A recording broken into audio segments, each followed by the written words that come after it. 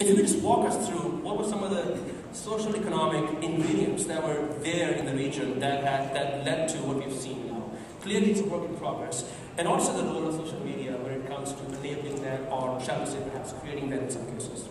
Well, obviously the most important aspect is the youth bulge. We all know about this, we've heard about it. 3/4 of the region under the age of 35, half under the age of 25, remarkably young population. And a population that, unlike their parents' generation, is very much plugged in and globalized, aware of what's going on around the world. They're consumers of entertainment from the West, they're consumers of media, and they have a far more global awareness than their parents' generation does. So whereas they were dealing with the exact same political and economic marginalization that the previous generations had, they weren't in the same vacuum.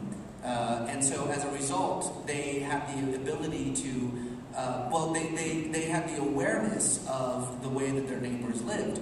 But again, unlike their parents, they also had the ability to organize in a way that would have been unimaginable even a few years ago. So going back to the original issue about whether social media was creator or enabler, I mean, I'll put it, I think, much more controversially. I mean, the question is would there have been a revolution, a successful revolution in Tunisia and Egypt without social media?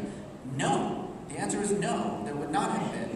And for a very important reason, that in these authoritarian regimes, the control is maintained through a monopoly over the levers of communication. If you cannot communicate with each other, you cannot organize, period. And what happened, and not just through social media, but through, of course, Al Jazeera, satellite television, and most importantly, which we cannot forget, through mobile phone technology, which played, I think, a far greater role than either Facebook or Twitter did in organizing these groups. It, for my money, would have been inconceivable that this frustration that was there, obviously, as you say, because of the socioeconomic situation, it would have been inconceivable that frustration would have garnered the kind of mass demonstration that would have allowed for fundamental societal change that we saw.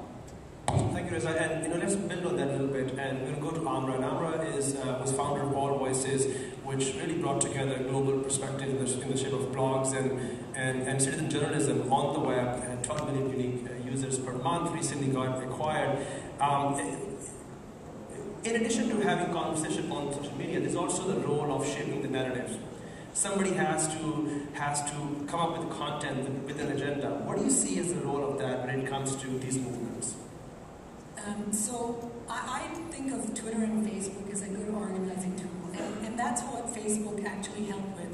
The group was, when they wanted to go and protest, they had all their friends connected via the group. They knew who other people were, and they were all going to go together. So it wasn't that people knew who were anonymous that they were going to go and protest. It was all organized, and there was a credibility of friends connected, which caused them to go out and protest. So as we are all producers of content, Clifford Nass at Stanford said, we've become, it doesn't really matter if we are sharing so much content that we don't even know why we are sharing it. We're tweeting about stuff, we're putting, Facebook is a different beast altogether, but we are putting on blogs things that may be irrelevant. So there's a lot of production of content that's going on. Now the issue is, how do you get that piece of content and organize it so you can create a story? Because people get attracted to a story. They want to know who the characters are, who's the first person who broke a story. So I actually do believe that someone has to take all the pieces and create a mashup of a story that other people who are also influencers, not maybe in part of the group who protested, but to share with the rest of the world. So a lot of blogs, a lot of, in case of Pakistan earthquake, we had people in the earthquake area writing stories about what was happening with their families. And you know, people connect with stories. They don't connect with a tweet. And I think for me, social media, Facebook, Twitter is a distribution mechanism. It's a chamber where you can echo, you can create, it's an echo chamber. You can distribute to a lot of people very quickly. So the distribution has, in one way, which was controlled by traditional media, by satellite, by heavy equipment and a lot of capital equipment, now you can do it using Twitter and other accounts. So that